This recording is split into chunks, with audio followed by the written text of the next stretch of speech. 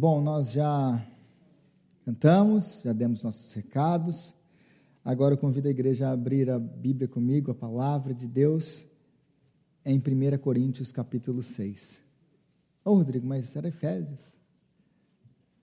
Já tinha gente lá em Efésios já. Já teve que voltar. Nossa, minha Bíblia está até aberta já. Teve que voltar. Então, Efésios capítulo 1 Coríntios capítulo 6. Até eu voltei agora. 1 Coríntios capítulo 6. O nosso texto base tem sido o texto de Efésios. Nós temos dado Gênesis também, porque Efésios está baseado em Gênesis.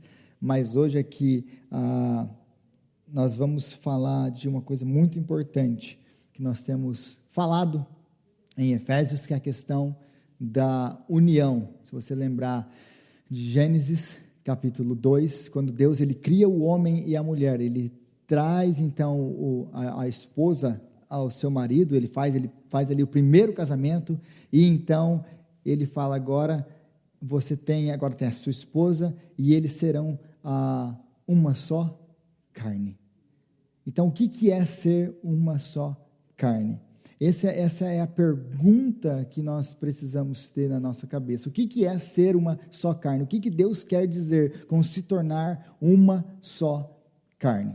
E eu creio que o texto de 1 Coríntios vai nos ajudar muito nisso, porque ele vai nos ajudar a entender o que é ser uma só carne. 1 Coríntios, então, capítulo 6, a partir do versículo 12, nós lemos até o comecinho aí do capítulo 7, diz assim a palavra de Deus: tudo me é permitido, mas nem tudo convém, tudo me é permitido, mas eu não deixarei que nada me domine. Os alimentos foram feitos para o estômago, e o estômago para os alimentos, mas Deus destruirá ambos. O corpo, porém, não é para a imoralidade, mas para o Senhor, e o Senhor para o corpo. Por seu poder, Deus ressuscitou o Senhor e também nos ressuscitará. Vocês não sabem que os seus corpos são membros de Cristo? Tomarei eu os membros de Cristo e os unirei a uma prostituta? De maneira nenhuma. Vocês não sabem que aquele que se une a uma prostituta é um corpo com ela? Pois, como está escrito, os dois serão uma só carne. Mas aquele que se une ao Senhor é um em espírito com ele. Fujam da imoralidade sexual. Todos os outros pecados que alguém comete fora do corpo os comete, mas quem peca sexualmente peca contra o seu próprio corpo. Acaso não sabem que o corpo de vocês é santuário do Espírito Santo que habita em vocês, que lhes foi dado por Deus, e que vocês não são de si mesmos? Vocês foram comprados por um alto preço. Portanto, glorifiquem a Deus com o corpo próprio de vocês. Quanto aos assuntos sobre os quais vocês escreveram, é bom que o homem não toque em mulher, mas por causa da imoralidade, cada um deve ter a sua esposa, e cada mulher o seu próprio marido. O marido deve cumprir os seus deveres conjugais para com a sua mulher, e da mesma forma a mulher para com o seu marido. A mulher não tem autoridade sobre o seu próprio corpo, mas sim o marido. Da mesma forma, o marido não tem autoridade sobre o seu próprio corpo, mas sim a mulher. Não se recusem um ao outro, exceto por mútuo consentimento e durante um certo tempo, para se dedicarem à oração.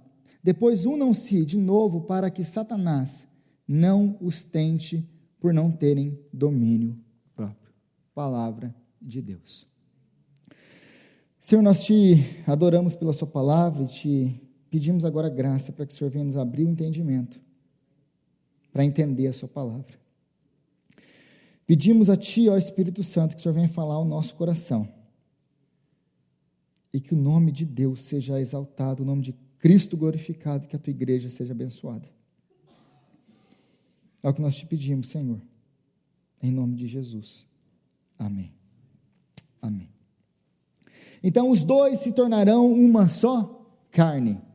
Os dois se tornarão uma só carne. Esse é o objetivo do casamento. Os dois se tornarão um. Agora não são mais duas pessoas, mas sim um. Diante do Senhor, agora são um. E como isso se faz? Como que eu sou uma pessoa com a minha esposa? Como você é um com o seu marido ou com a sua esposa? E como que isso é diferente do que a igreja tem? Porque nós, como a oração de Jesus, a oração sacerdotal em João capítulo 17, ele ora para que nós sejamos um. Como ele e o Pai são um. Então, qual é a diferença? A diferença dos nossos relacionamentos como igreja, do relacionamento entre marido e esposa, é a questão da relação sexual. Então, hoje nós vamos falar um pouquinho sobre sexo. E essa é a minha última mensagem, a minha última pregação sobre casamento. Essa série está, então, se finalizando hoje. Com a graça de Deus, eu vou conseguir cobrir tudo isso aqui. E nós, então, finalizamos toda a nossa série sobre casamento. E como nós estamos falando de casamento, não tem como falar de casamento sem falar de sexo. Se eu não cobrir esse último tópico, eu não falei sobre casamento, porque grande parte do casamento está ligado a isso. Se você prestou atenção no que nós lemos aí, a gente pode dividir esse texto aí em 3 partes, que nos dá uma visão bíblica com relação à questão sexual, a questão do sexo dentro do casamento. Então, a primeira coisa que nós vamos aprender aí do apóstolo Paulo é que o sexo é uma bênção, e assim como toda matéria é boa e santa, assim também é o sexo. Em segundo lugar, nós vamos aprender que o sexo não é uma coisa comum, que pode ser praticado de qualquer maneira e com qualquer pessoa. Então, o sexo não é uma coisa comum. Em terceiro lugar, o sexo é uma bênção e é uma necessidade dentro do casamento. Não é opcional, é mandamento. Então, nós vamos ver isso um pouquinho hoje. Então, o sexo é uma bênção, assim como toda a matéria é boa e santa. Tudo aquilo que Deus criou é bom. Lembra de você lembrar dos primeiros capítulos de Gênesis? Então, Deus ele vai criando, e tudo que ele vai criando, ele olha para aquilo que ele criou, ele diz, é bom, é bom. Então, ele olha para a luz, e a luz é boa. Ele olha, então, depois no final, depois de ter criado todas as coisas, ele olha tudo o que ele criou, e ele vê, e Deus olha e contempla e diz, é muito bom. Então, a matéria é boa, toda a criação é boa, tudo aquilo que Deus criou é bom. Aí, nós temos então, quando Deus ele cria Eva e traz para Adão, e aí então ele faz mais uma vez a cerimônia do primeiro casamento, e aí, então ele dá, e ele ordena que eles sejam frutíferos, que eles sejam férteis, e que eles se multipliquem, e Deus os abençoa. Então Deus é aquele que institui o sexo, não é Satanás. O sexo não vem de Satanás. O sexo não é um mal necessário, como algumas pessoas advogam, como nós vamos ver hoje. Então, diferente da filosofia grega, a Bíblia não diz que a matéria é má e suja, e que o espiritual é bom, porque dentro da filosofia grega, nós temos esse dualismo, que era muito comum nos tempos de Jesus. O que é esse dualismo? Os gregos, principalmente os filósofos, eles acreditavam que existia, então, a matéria, e tudo aquilo que é matéria é mau e sujo. Agora, do outro lado, nós temos o que é espiritual, e tudo que é espiritual é santo e puro. Então, nós precisamos fazer essa distinção entre matéria e espírito. O que é espírito é bom, o que é matéria é má. Mas, segundo a Bíblia, tudo é santo, porque é tudo a boa criação de Deus. Então, da mesma forma, o sexo foi criado por Deus para ser desfrutado e trazer alegria, prazer, união e renovação da aliança. Mas como todas as outras coisas, o sexo foi distorcido por causa do pecado.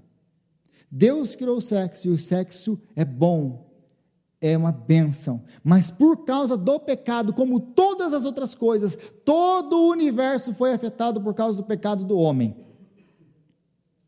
Então, o pecado trouxe também distorções sexuais na vida do homem. A segunda coisa que nós aprendemos, então, é que o sexo não é uma coisa comum que pode ser praticado de qualquer maneira e com qualquer pessoa. Se você abrir aí, se a sua Bíblia estiver aberta ainda, versículo 15, o apóstolo Paulo diz: vocês não sabem que os seus corpos são membros de Cristo? Tomarei eu os membros de Cristo e os unirei a uma prostituta? De maneira nenhuma. Vocês não sabem que aquele que se une a uma prostituta é um corpo com ela? Pois como está escrito, os dois serão uma só carne.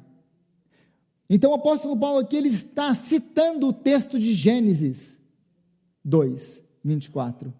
Assim como ele citou o texto em Efésios, o mesmo texto, ele cita o mesmo texto de Gênesis. A base aqui, o porquê que nós não devemos ter relações sexuais com qualquer pessoa de qualquer forma, a base do apóstolo Paulo aqui é porque o sexo foi feito para o casamento. É isso que ele está, por isso que ele está citando Gênesis aqui. Então, o sexo foi feito para o casamento. Qualquer tipo de relação sexual fora do casamento é prostituição.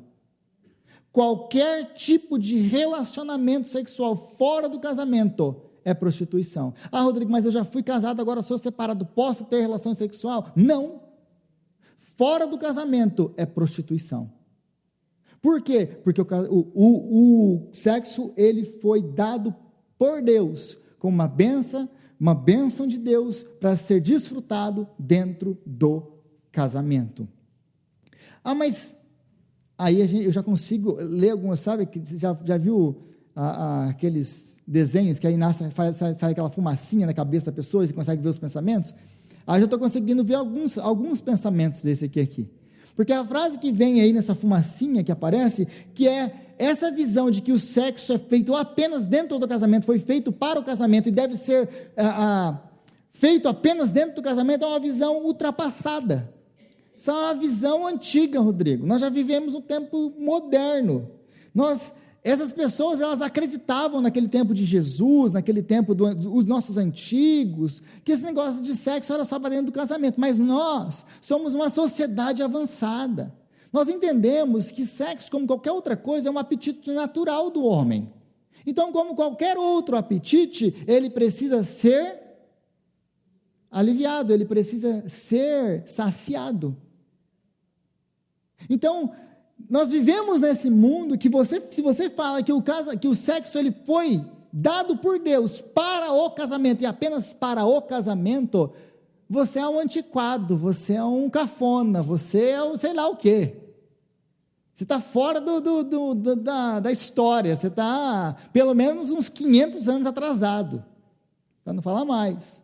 Então eles acreditavam que essa visão de casamento, visão de sexo, é apenas para o tempo de Jesus, e não para o nosso tempo, que isso já passou, que lá no tempo de Jesus as pessoas acreditavam nisso, mas nós, não.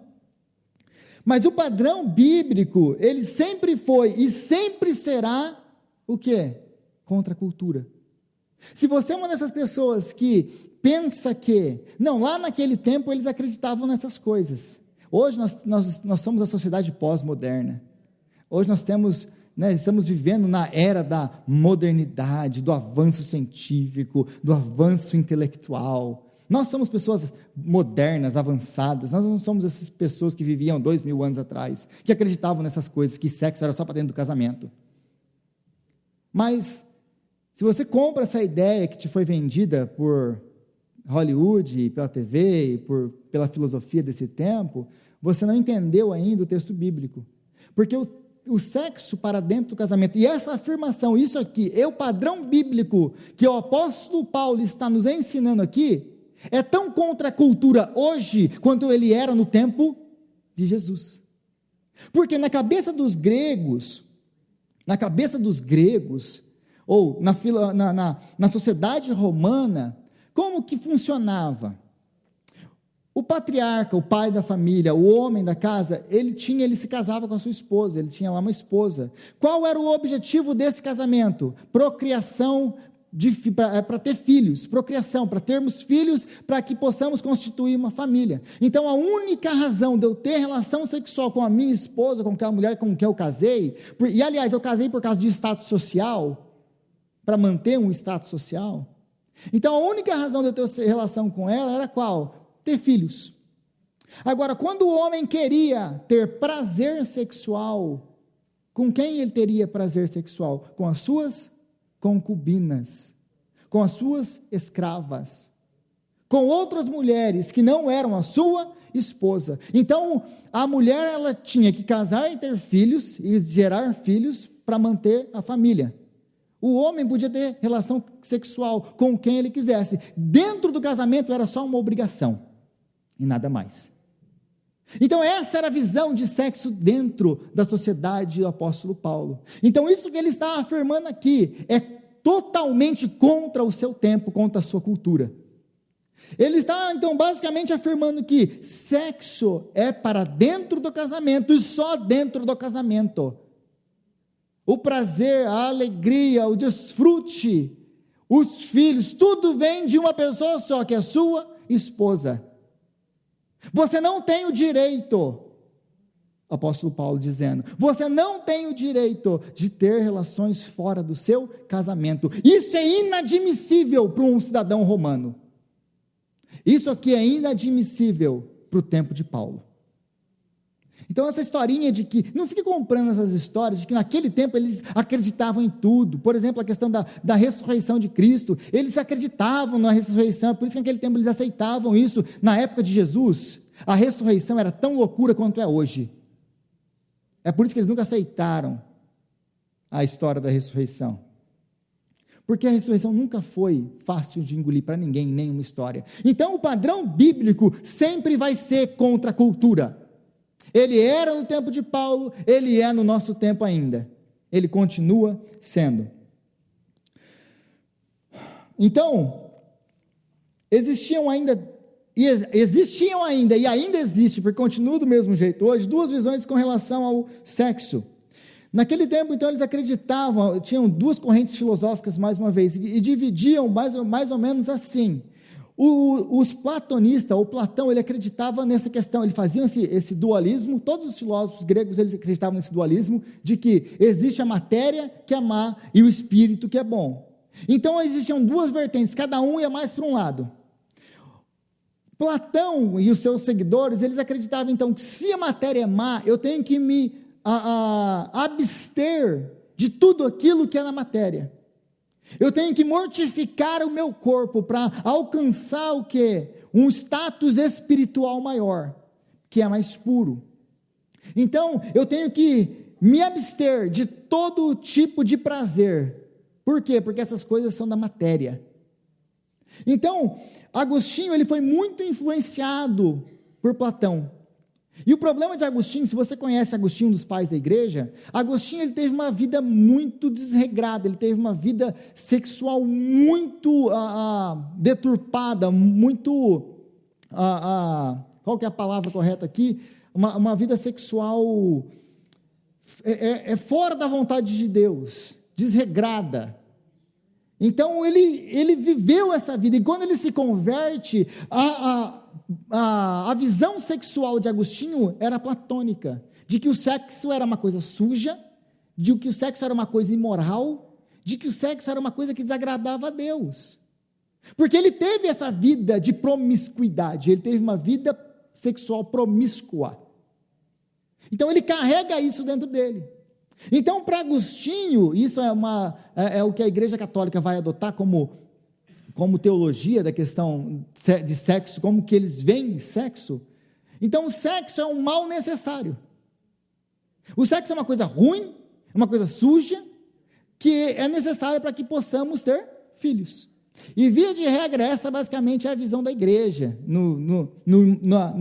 atrás da cabeça, no back of the mind, como dizem os americanos, a gente tem essa resistência com o sexo, como se o sexo fosse uma coisa suja, imunda, imoral, sendo que ela foi criada por Deus. sendo que o sexo foi um presente de Deus para dentro do casamento. Mas nós ficamos convencidos por essa visão moralista de que o sexo é uma coisa ruim, mas a gente tem que ter, então vamos casar, já que só posso ter no casamento, então vai casar de uma vez, e só serve para isso mesmo. Então essa visão que afetou e ainda afeta a igreja hoje, da visão, é um mal necessário. Mas tem uma segunda corrente filosófica, uma segunda visão, que é o hedonismo. E o que os hedonistas acreditavam? Essa é a corrente do mais do lado da esquerda. Eles acreditavam, então, que se o que importa é o espiritual, a carne não vale nada mesmo, então não tem nada que me proíba de viver essa vida de promiscuidade. Então, se o que é bom é o espírito, o que é puro é o espírito, e eu já estou na carne mesmo, então, bora satisfazer todos os desejos da minha carne. Por quê? É a carne que importa. Então, eu vou satisfazer todos os meus apetites, todos eles, sem restringir nenhum. Por quê? Porque não importa, um dia eu vou morrer, eu vou me livrar desse corpo que é sujo, que é impuro, e vou me tornar espírito, eu vou ser apenas espírito. Então não importa se eu faço sexo, se eu como demais, se eu faço aquilo, não tem importância nenhuma, eu posso fazer o que eu quiser com o meu corpo. Então existiam essas duas visões, que mais uma vez, essa visão católica de Agostinho, e a segunda visão, esse hedonismo. Então, se o que importa é o espiritual, que é santo e puro, podemos e devemos saciar todas as nossas paixões e apetites. Eles não apenas acreditavam que estava liberado, nós devemos participar de todo tipo de urgia, de todas as outras coisas. Por quê? Porque essas coisas são naturais da carne. Já que eu estou na carne, eu tenho que satisfazer. Então, o sexo é apenas um apetite, e como todos os outros apetites, ele deve ser saciado. Quem poderia ficar, e a pergunta que geralmente fica e a gente ouve, e aliás, essa é muito negócio dessa filosofia ou da psicologia. Aí você vai se aconselhar com um psicólogo, e você vai falar das suas lutas com um psicólogo, das suas lutas de pensamentos, das suas lutas contra esses impulsos da carne, contra a questão sexual. Aí você chega para um psicólogo, o psicólogo moderno, pós-moderno, aí ele vai falar o que para você? Não, mas esses são apetites naturais do homem, que têm que ser satisfeitos.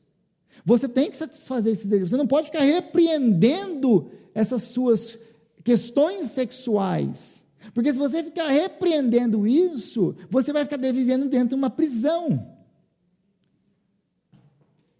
Da onde que vem esse pensamento? É a influência dos filósofos gregos, nunca mudou, não tem nada novo, eles estão apenas usando a filosofia antiga grega.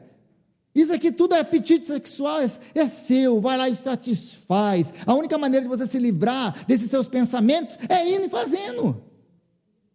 Você quer se livrar disso aí? Aí você vai no psicólogo, ele fala o que para você? Você quer se livrar disso aí? Vai lá e faz o que você quer fazer, é um apetite natural do ser humano. Você tem que satisfazê-lo. Por quê? Porque eles entendem apenas a questão do corpo, e eles não avaliam a questão espiritual, eles nem acreditam na questão espiritual. É por isso que é muito importante, quando você vai se aconselhar, você saber com quem você está se aconselhando. Com quem você está se aconselhando. Então, quem pode? Porque aí o exemplo que eles vão dar então se o sexo é apenas um apetite, então imagina você ficar sem comer por muito tempo, você vai ficar como? Fraco, desnutrido e etc. Então, o sexo, assim como uma comida, é apenas um apetite. Contudo, como eu já disse, como o pecado distorceu tudo no universo, o pecado também distorceu todos os nossos apetites. Todos os nossos apetites, inclusive o sexual. Imagine você, uma vez C.S. Lewis, ele deu um exemplo, eu gosto do exemplo que C.S. Lewis dá. Imagina que você, o jovem, sai da casa e ele vai para o college, e chega lá no college, ele compra vários posters, daquele tamanho família, gigante, full color, colorido, tamanho real, e coloca no quarto dele.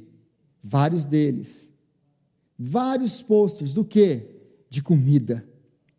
de hambúrguer, batata frita, pizza, e todas aquelas coisas maravilhosas. E aí aí reúne lá os amigos no quarto e uau, olha esse, uau. Aí esses mesmos amigos no sábado à noite eles se reúnem, eles vão para uma boate, e lá num lugar com a luz mais baixa, em cima de uma mesa, está todo coberto com panos e com uma música e com uma batida diferente. Aos poucos, aquele véu, aquele pano vai sendo retirado, e eles vão vendo, e de repente a ponta de um cachorro quente, a ponta de um hambúrguer. É ridículo isso? Não é ridículo isso? Porque você pensou outra coisa, eu sei o que você pensou. Porque foi a mesma coisa que eu pensei quando eu escutei C.S. Lewis. Mas o que ele está nos mostrando aqui? Se nós olhassemos, se acontecesse alguma coisa assim com os nossos jovens, porque quando eu falo que ele colocou um post de uma mulher pelada dentro do quarto dele, é questão de um jovem normal, eles fazem isso mesmo, da idade deles. Não é normal. Porque se eu falo isso, se alguém faz isso com comida, o que nós falaríamos dessa pessoa que está fazendo isso com comida? Que ele está o quê? Com um distúrbio alimentar muito grande, que ele é uma pessoa, que ela é louca, ele é uma pessoa que precisa de tratamento. Ia falar isso ou não ia falar isso? Por que a gente não fala isso quando é com relação ao sexo? Com relação à questão sexual? A gente não, é normal da idade deles. É normal. Mas se ele faz isso com comida, isso mostra a gravidade do seu problema. Da mesma maneira o sexo. Da mesma maneira o sexo.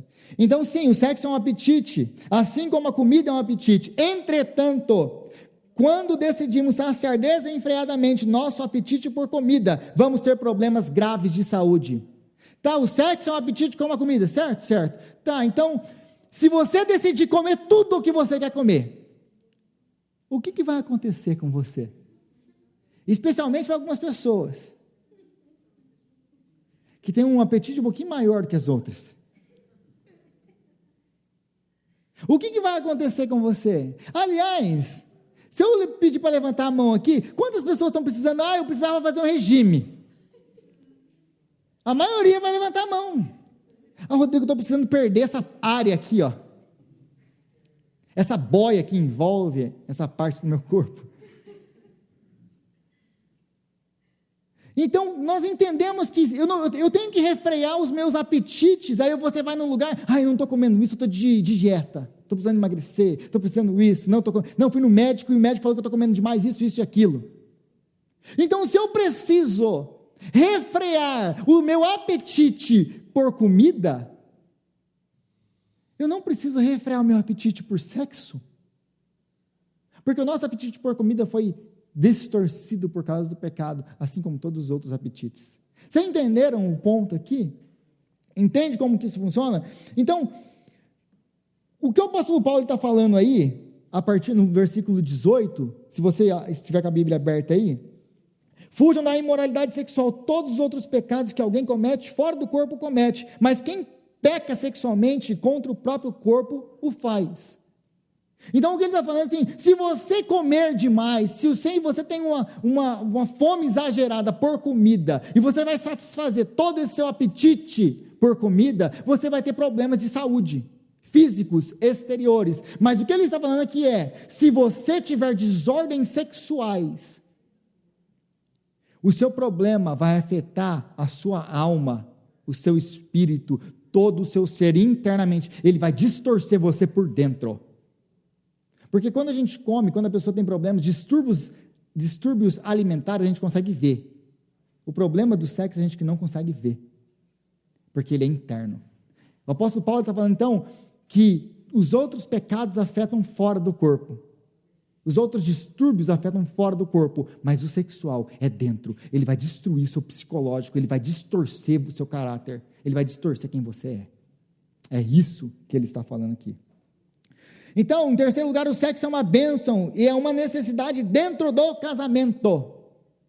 Ele é uma bênção e é uma necessidade dentro do casamento. E aí a gente lê a partir do versículo 2 aí, que diz assim, mas Por causa da imoralidade, cada um deve ter a sua esposa. Então, o que o apóstolo Paulo está falando dentro do casamento, cada um deve ter a sua esposa, cada mulher deve ter o seu marido. Sexo está confinado para o casamento.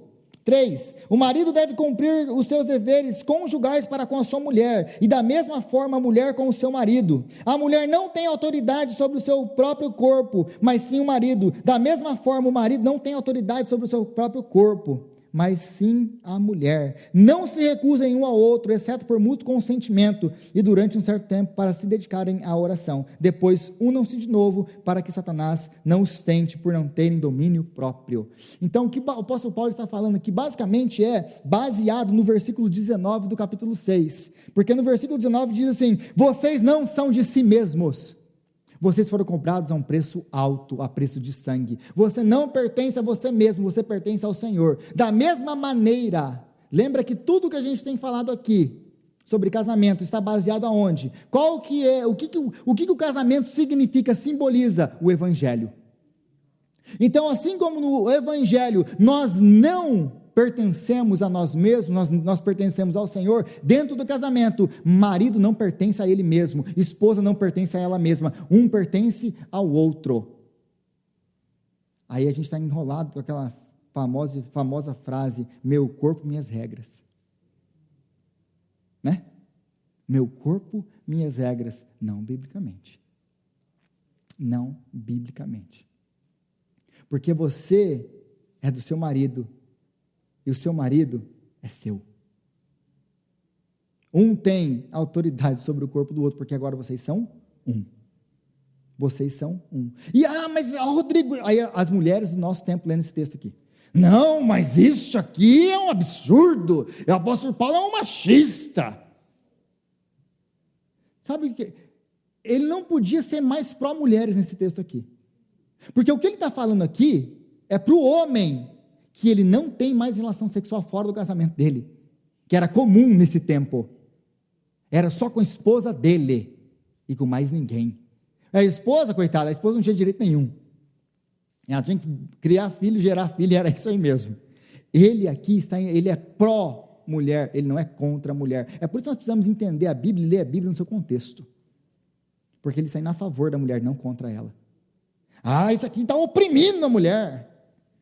A lei vale para os dois lados, é tanto para um quanto para o outro, Então, em primeiro lugar, por que o sexo deve ser praticado dentro do casamento, e só dentro do casamento, e quais os benefícios dele dentro do casamento? Em primeiro lugar, o sexo é como uma ferramenta de união. O sexo foi criado por Deus para trazer união, e serão uma só carne. Em segundo lugar, o sexo como ferramenta para aprofundar a intimidade e renovar a aliança. Sabe esse negócio de, vamos renovar os nossos votos de casamento? Vamos casar de novo? Sabe isso não? Já viram essas coisas? Não. Biblicamente falando, você renova os seus votos de casamento toda vez que você tem relação sexual com seu esposo, com seu marido. Biblicamente falando, é assim que você renova os seus votos. Você não precisa casar de novo. Mas se você quer casar de novo, casa. Então, o sexo como ferramenta de união. Vocês sabem que aquele que se une a uma prostituta é um corpo com ela, pois está escrito, os dois serão uma só carne. Então, o sexo foi criado por Deus para trazer unidade. Agora já não são mais dois, mas um. Marido e mulher diante de Deus, um. Esses dias é interessante que a Jaque me falou um negócio que eu achei interessante, e é verdade isso. Eu tenho andado bem cansado, bem exausto ultimamente, e ela falou assim, a partir do momento que você começou a se sentir exausto, da maneira que você está se sentindo, parece que eu estou me sentindo exausta como você. Aí eu começo a entender esse negócio de sermos uma só carne. Quando você está mal, eu começo a ficar mal. Como você está cansada, eu também estou cansada. Já perceberam isso com seu marido, com sua esposa ou não? E eu já senti isso também com ela. Às vezes ela está mal e eu vou ficando ruim para mim também. Por quê? Porque espiritualmente nós estamos conectados. Nós somos um. O que afeta a sua esposa, o que afeta o seu marido, afeta você. Isso é ser um. Então o sexo fora do casamento é errado porque toda relação sexual é um ato de união profunda de todas as áreas das nossas vidas. Todo ato sexual é um ato de união. É um ato de união. E por que Deus restringiu o sexo para dentro do casamento? Porque o sexo foi feito para aprofundar a intimidade, trazer a unidade e renovar o pacto de aliança de duas pessoas. Ou seja, o que isso quer dizer? Ou seja, você não se une fisicamente com alguém que não está unido legalmente, emocionalmente, socialmente, economicamente e espiritualmente. A Bíblia basicamente está dizendo isso aqui: você não se une com outra pessoa de maneira sexual, física, se você não estiver disposto a se unir economicamente, legalmente, fisicamente e espiritualmente, porque isso é impossível. Toda vez que você se unir com a sua esposa, toda vez que você se unir com alguém, pela relação sexual, você vai se unir a essa pessoa, em todas estas áreas. Então você não fica fisicamente nu. O que é estar fisicamente nu? Se eu estivesse fisicamente nu, na presença da igreja, eu estaria como? Vulnerável. Você não fica vulnerável, você não se coloca numa posição de vulnerabilidade diante de alguém, sem também estar nu ou vulnerável em todas as outras áreas da sua vida. É impossível você estar nu na presença de outra pessoa, sem estar nu em todas as áreas da sua vida, em todas elas. Por isso, o sexo é confinado para o casamento. E mesmo que você tente separar essas duas áreas, mesmo que você tente, não, o que eu tenho com você, aí você assiste aquele filme, né, No Strings Attached, né, Sem Amarras, acho que é o nome dele em português.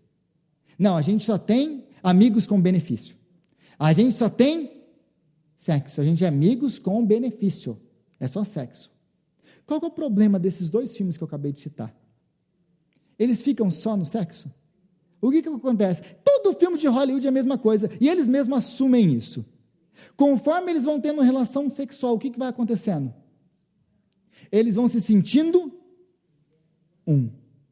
Eles vão fazendo e vai acontecendo com eles aquilo que Deus criou para que o sexo fosse. Eles vão sentindo união. Agora, o problema é, aí você está renovando a sua aliança, você está tendo um relacionamento para aprofundar a sua intimidade com alguém que você não tem uma aliança, com alguém que você não pode nem ligar no outro dia de manhã, e a pessoa não tem a obrigação de ligar no outro dia de manhã. O que isso vai fazer com você internamente? Vai te destruir internamente. Por mais que você fale, é só sexo, nunca vai ser só sexo, porque Deus criou o sexo para nos unir em todas as outras áreas, é para trazer união profunda dentro do casamento, dentro com alguém que você tem uma aliança, um pacto de casamento. Lembra do pacto de casamento? Que ele não é apenas alguma coisa, sentimento, mas ele também é legal. Lembra quando eu falei sobre isso? Sobre o pacto de casamento? Então, se você não está disposto a ter um pacto de casamento com alguém, você não tem relação sexual com essa pessoa. Se você não está disposto a estar nu, vulnerável em todas as outras áreas da sua vida, você não pode ter relação sexual com essa pessoa, porque mais cedo ou mais tarde isso vai acontecer, e você vai continuar, então, desenvolver isso, e agora porque vocês não têm nenhum tipo de responsabilidade um para com o outro, isso vai distorcer você por dentro, porque isso agora vai trazer todo tipo de insegurança, ciúme, e tudo aquilo que você sabe que vai acontecer. Estou mentindo, igreja? Isso é muito prático e é muito visível, eu não preciso fazer pirueta aqui para explicar essas coisas. Você pode ver, se você teve uma vida sexual ativa antes do seu casamento, você sabe do que eu estou falando. Se você conhece alguém que já teve, você sabe do que eu estou falando. A pessoa distorce por dentro. E qual que é o problema de tudo isso? Quanto mais você vai tendo, e sai de um relacionamento confuso que não deu certo, vai para um outro relacionamento do mesmo jeito que, e vai para outro, e vai pulando de um galho em galho. O que vai acontecer quando você se casar? O poder do sexo para trazer intimidade, a profundidade de relacionamento, e tudo isso que é uma bênção para o casamento, a sua cabeça e os seus sentimentos, e você por dentro vai estar tão destruído, que o sexo vai perdendo esse poder para você. Porque agora não faz mais diferença.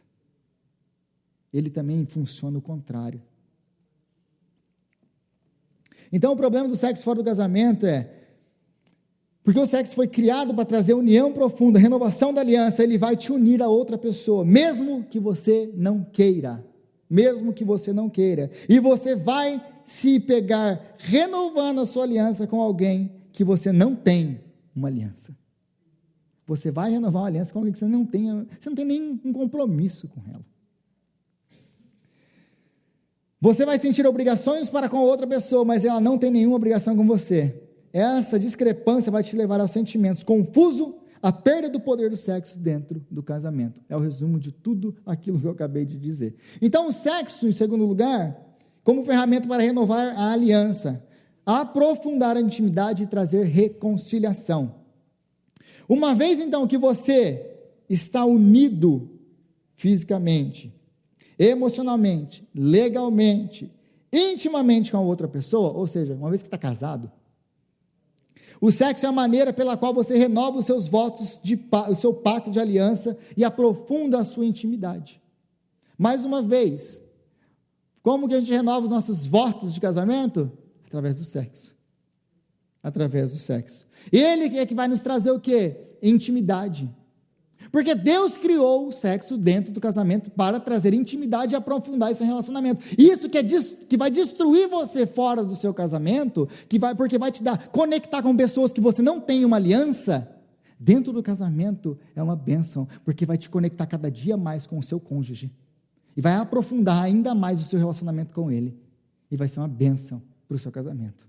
Vai ser uma bênção para o seu casamento.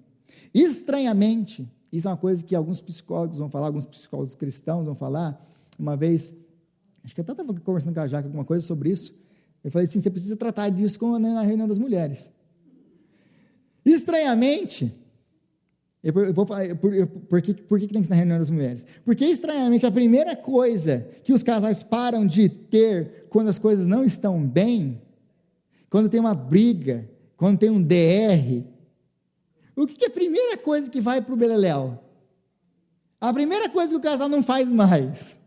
Aquilo que Deus deu para trazer reconciliação, aquilo que Deus deu para trazer profundidade e intimidade. Está vendo como que nossa visão é totalmente distorcida? Quando é para ter, a gente não tem. Quando não é, a gente tem. Vou te contar uma mãe aqui. Uma mãe. Ouve o que eu vou te falar. Está brigado? Vocês vão ter que dormir juntos. Esse negócio de dormir no sofá também não é bíblico, não. Está brigado, vai dormir junto. Vocês vigiam, seus crentes. Está brigado, vai dormir junto. Aí, você encosta o pé primeiro, para ver se vai dar choque ou não. Se não dá choque, você vai continuar chegando mais perto. Aí você vai ver se vai funcionar ou não. E aí daí você sabe o que você tem que fazer, não preciso te ensinar. Então você continua, você procura ação de reconciliação. E se você é casado, você sabe o que eu estou falando. Está brigado, foi dormir lá mais ou menos, relou o pezinho, não deu choque, a noite foi legal, no outro dia acontece o quê? Está todo mundo de bem. Não é? Estou mentindo ou não estou? Estou falando a verdade. Não é verdade isso? Brigar, não dormiu, obrigado, você é isso, você é aquilo, não sei o que. Mas a noite foi legal. No outro dia, você continua sendo isso, mas você tem que vigiar, viu? Mas eu te amo. Mudou. Então o sexo ele foi dado por Deus, é um presente de Deus para trazer reconciliação. A primeira coisa que vai pela janela quando os casais estão mal, é isso. É isso. E não é uma ou duas vezes que eu já aconselhei casal com esse problema. Não, Rodrigo, essa mulher não deixa nem eu chegar perto dela agora. Aí você lê o que o apóstolo Paulo acabou de dizer. O seu corpo não é seu. É do seu marido. O seu corpo não é seu, é da sua esposa. Você tem obrigações a cumprir com ele e com ela.